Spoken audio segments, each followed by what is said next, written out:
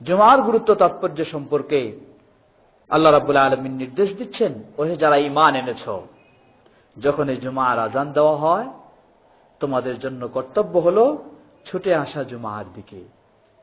ওয়াজারু আল by', তোমাদের ব্যবসা বাণিজ্য কর্মকাণ্ড সবকিছু বর্জন করতে হবে এবং মসজিদের দিকে ছুটে আসতে হবে।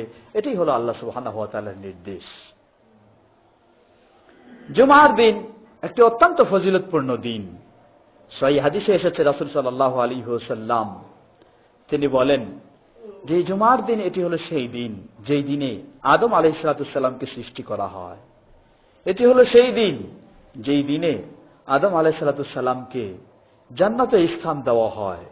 এটি হলো সেই দিন যেই দিনে আবার আদম আলাইহিস সালামের অপরাধে জান্নাত থেকেও তাকে বের করে দেওয়া হয়। এটি হলো সেই দিন যেই দিনে কিয়ামত প্রতিষ্ঠিত হবে। তাই সহিহ হাদিসে এসেছে যখন এই জুমার দিন এসে যায়, মানুষ, জিন এবং ইনসান এই দুই জাতি ব্যতীত পৃথিবীতে যত কিছু সৃষ্টিজীব রয়েছে, এমনকি পাহাড় পর্বত গাছপালা বাতাস, সেগুলি পর্যন্ত ইশফিকনা আন তাকুমা সাআ, তারা সকলেই ভীত সন্ত্রস্ত হয়ে যায় যে নাকি আজকে এই জুমার দিনেই কিয়ামত হয়ে যাবে।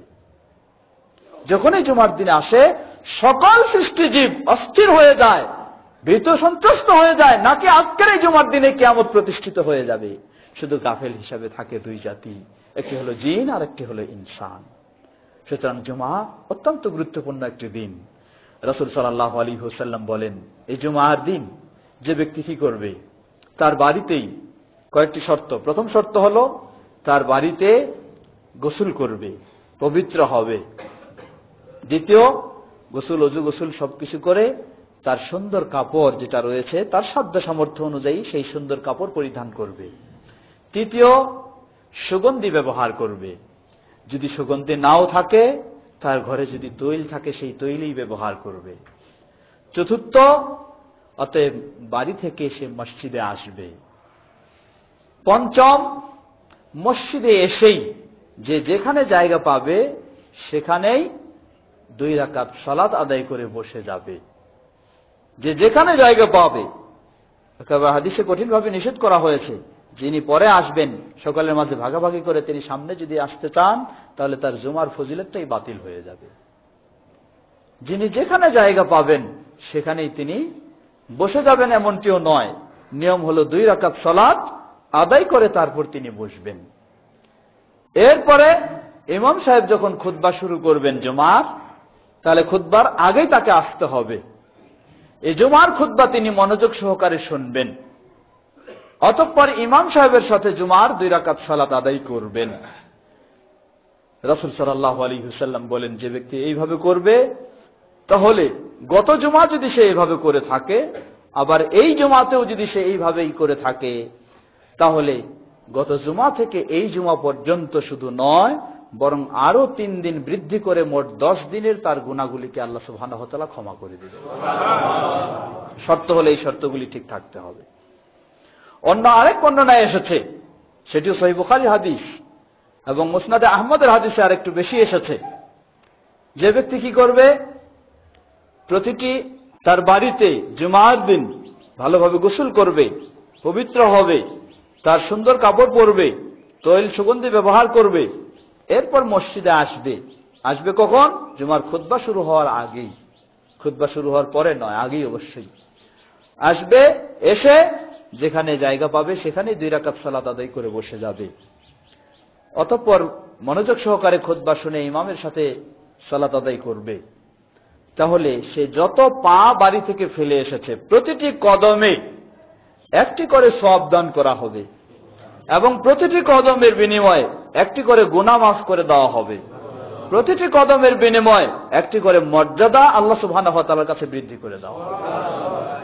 শর্ত হলো বাড়ি থেকেই পবিত্র হয়ে ওযু করে আসবে।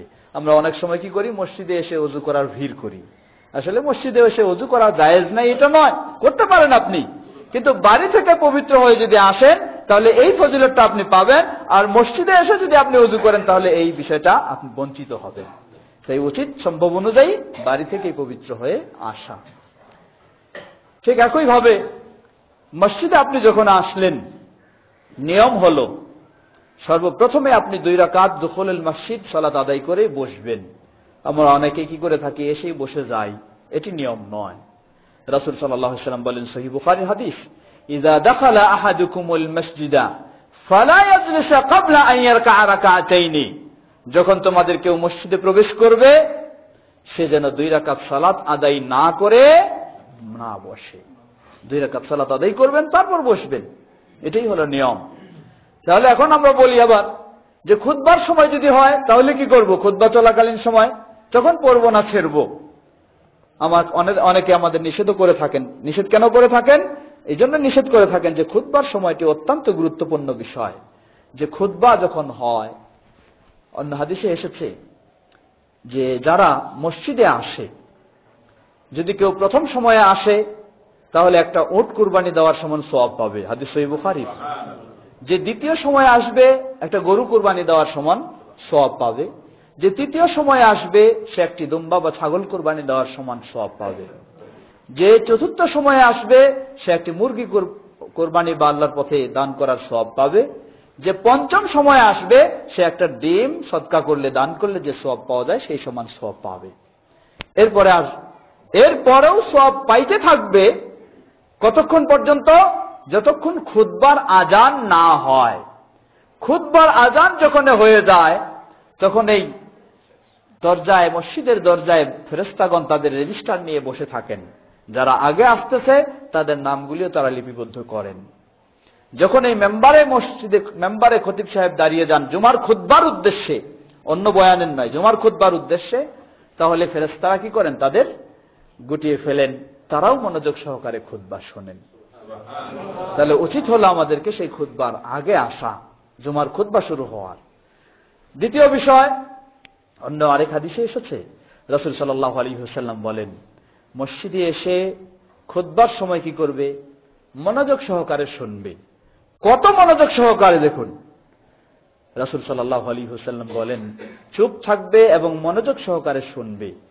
কেউ যদি মেঝেতে পড়ে থাকা ইট কঙ্কর বা ইত্যাদি কোনো কিছু নাড়াচাড়া করে, অথবা একজন আরেকজন কিছু করতেছে তাকে খালি বলে যে চুপ করো, এটুকু বলে, ফাকাদ লাগাউতা, তাহলে যেন তুমি তোমার জুমাটাকে বাতিল করে ফেললে। এটুকু করলেই তার জুমা যেন বাতিল হয়ে যায়। তাহলে কত মনোযোগ সহকারে খুতবা শোনার গুরুত্ব দেওয়া হয়েছে। তাহলে সুতরাং খুতবা চলাকালীন অবস্থায় কোনো কিছু করা যাবে না।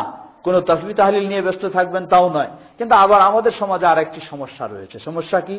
আমাদের তো খুতবা দিয়ে থাকেন ইমাম সাহেব সম্পূর্ণ আরবি ভাষায়, জুমার খুতবা যেটা।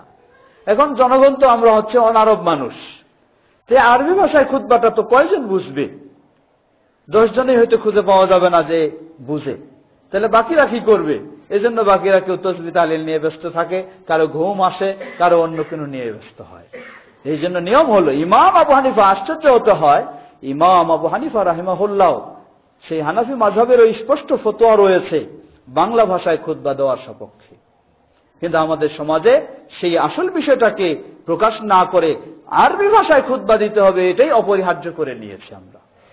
কারণ খুতবা একটি গুরুত্বপূর্ণ সাপ্তাহিক গাইড। রাসূল সাল্লাল্লাহু আলাইহি ওয়াসাল্লাম প্রতি জুমায় মুসলিম উম্মাহকে গাইড দিতেন, নির্দেশনা দিতেন, অবস্থা অনুযায়ী কিভাবে তাদের কি করণীয়, কি বর্জনীয়, সময় পরিবেশ অনুযায়ী। তো মসজিদের খুতবা এটাই হওয়া উচিত, তাহলে তো সমাজের মানুষদের সংস্কার হবে। আর খুতবা দিলাম আমি, যা বললাম হয়তো আমি ইমাম সাহেবও বুঝলাম না, তাহলে পাবলিক আর কি বুঝবে, আর কি তারা নির্দেশনা পাবে, আর কি তারা শিখে নিজেদের পরিবর্তন নিয়ে আসার সুযোগ পাবে? তো এই জন্য খুতবা শুরু হবে আরবি দিয়ে, অতঃপর বাংলা ভাষায়, শ্রোতাদের ভাষায় সেটা ব্যাখ্যা করে তাদেরকে বোঝানো যায়।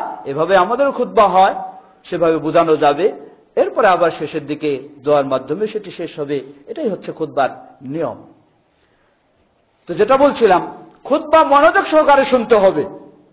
এই জন্য আমরা বলি বা বলা হয় সমাজে, অতএব খুতবা চলাকালীন কেউ আসলে সে এমনি এসে বসে যাবে, কোনো সালাত আদায় করবে না। এ কথাটি ঠিক নয়। মসজিদে যদি আপনি খুতবা চলাকালীন সময়ও আসেন, তবুও আপনাকে সংক্ষিপ্তভাবে 2 রাকাত সালাত পড়ে তারপর বসতে হবে। এনে যুক্তি দেখানো হয় কি যে খুতবা শোনা ওয়াজিব, আর এই 2 রাকাত সুন্নত, 2 রাকাত সালাত পড়া, দুখুলুল মসজিদ পড়া, এটা হলো কি সুন্নত বা মুস্তাহাব। তাহলে ওয়াজিবকে বাদ দিয়ে সুন্নত মুস্তাহাবে ব্যস্ত হবো নাকি? আসলে একটু বুঝার চিন্তা করা দরকার।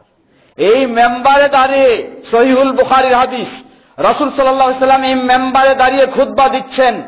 একজন সাহাবী প্রবেশ করলেন, নাম হলো সুলাইক আল গাতফানী রাদিয়াল্লাহু আনহু। সাহাবী প্রবেশ করে দেখলেন যে খুতবা চলতেছে, তিনি সালাত না আদায় করে বসে পড়লেন, চুপচাপে বসে গেলেন। রাসূল সাল্লাম মেম্বার থেকে তাকে দেখেছেন, বললেন তুমি কি সালাত আদায় করেছো? মেম্বার থেকে দাঁড়িয়ে খুতবা চলাকালীন অবস্থায় জিজ্ঞাসা করলেন, তুমি সালাত আদায় করেছো? তিনি তো কি জবাব দিবেন ভয়ে হয়ে গেছেন। বললেন যে না হে আল্লাহ রাসূল সাল্লাল্লাহু আলাইহি ওয়াসাল্লাম পড়ি নাই। বললেন কুম ওয়া সাল্লি রাকাতাইন, উঠো তুমি দাঁড়াও এবং 2 রাকাত সালাত পড়ো, তারপর তুমি বসো। আল্লাহু আকবার, কত বড় নির্দেশ দেখুন। আর আমরা যুক্তি দাঁড় করে দিচ্ছি কি যে খুতবা শোনা ওয়াজিব, তাই এই সময় কি দুখুল মসজিদ হলো সুন্নাত, এটা চলবে না, ওয়াজিবটাই করতে হবে। আপনার যুক্তিটা রাখেন আগে, আগে আপনি কার? ওয়াজিব আপনাকে কে বললো? ওয়াজিব তো বলেছেন রাসূল সাল্লাল্লাহু আলাইহি ওয়াসাল্লামের হাদিস অনুযায়ী। তো যিনি ওয়াজিব সাব্যস্ত করেছেন, ইসলামের বিধান যার মাধ্যমে এসেছে রাসূল সাল্লাল্লাহু আলাইহি ওয়াসাল্লামের মাধ্যমে, তিনি মেম্বারে দাঁড়িয়ে থাকা অবস্থায় নির্দেশ দিচ্ছেন এই 2 রাকাত পড়ার, তারপর বসার। এমনকি বসে গেছে সেই লোকটাকে দাঁড়ায়, আবার পড়ায়, তারপর বসালেন তাকে। তাহলে তিনি কত গুরুত্ব দিয়েছেন। রাসূল সাল্লাল্লাহু আলাইহি ওয়াসাল্লামের মনে হয় এই বুঝটা ছিল না। নাউযুবিল্লাহ, তাই বুঝটা ছিল না যে খুতবা শোনা ওয়াজিব, কিভাবে আমি এই 2 রাকাত পড়ার জন্য উঠতে বলি। হ্যাঁ, নাউযুবিল্লাহ, একটু চিন্তা করা দরকার। আসলে আজকে আমরা হাদিসগুলিকে এইভাবে গ্রহণ করতেছি, এমন নিজের একটা চিন্তা তৈরি করে নিয়েছি। এই চিন্তার সাথে যদি মিলে যায় তাহলে তো অসুবিধা নাই, আর যদি না মিলে তখন হাদিসের একটা ভিন্ন ভিন্ন জবাব দিয়ে হাদিস থেকে এড়িয়ে চলার চেষ্টা করি। এটি কখনো কোনো মুসলিমের উচিত নয়। আপনার চেয়ে রাসূল সাল্লাল্লাহু আলাইহি ওয়াসাল্লাম বেশি ভালো জানতেন যে এই সময় 2 রাকাত পড়া যাবে কিনা, পড়তে হবে কিনা। তাহলে রাসূল সাল্লাল্লাহু আলাইহি ওয়াসাল্লাম সেই খুতবা চলাকালীন অবস্থায় নিজে খুতবা দিচ্ছেন, সেই অবস্থায় তিনি দেখে তাকে উঠালেন, উঠাই 2 রাকাত পড়ালেন। তাহলে তিনি খুতবার চেয়েও সেটাকে আরো বেশি গুরুত্ব দিয়েছেন। সুতরাং উচিত হলো আপনি মসজিদে যখনই আসবেন তখনই যদি কোনো সুন্নাহ থাকে সেগুলি পড়ে নিলেন, জামাত যদি চলতে থাকে জামাতে অংশগ্রহণ করলেন, আর যদি জামাতও নেই, কোনো সুন্নাতও পড়ার সুযোগ নেই, তাহলে নিয়ম হলো কমপক্ষে 2 রাকাত দুখুলুল মসজিদ পড়বেন, পরে আপনি বসবেন। এমনকি খুতবা চলাকালীন সময় হলেও এই 2 রাকাত দুখুলুল মসজিদ আপনি পড়ে বসবেন, এছাড়া আর অন্য কোনো পড়ার আবার সুযোগ নেই। তবে এই 2 রাকাতও পড়বেন, খুব দীর্ঘ করে নয়, সংক্ষিপ্তভাবে পড়বেন। সম্মানিত দিনী ভাইরা, আসুন আমরা যেন সকলেই রাসূল সাল্লাল্লাহু আলাইহি ওয়াসাল্লাম এর প্রকৃত সুন্নাহকে সঠিকভাবে জেনে শুনে আমরা আমাদের জীবনে সর্বক্ষেত্রে মেনে চলতে পারি। আল্লাহ আমাদের সকলকে সে তৌফিক দান করুন। ইবাদাল্লাহ।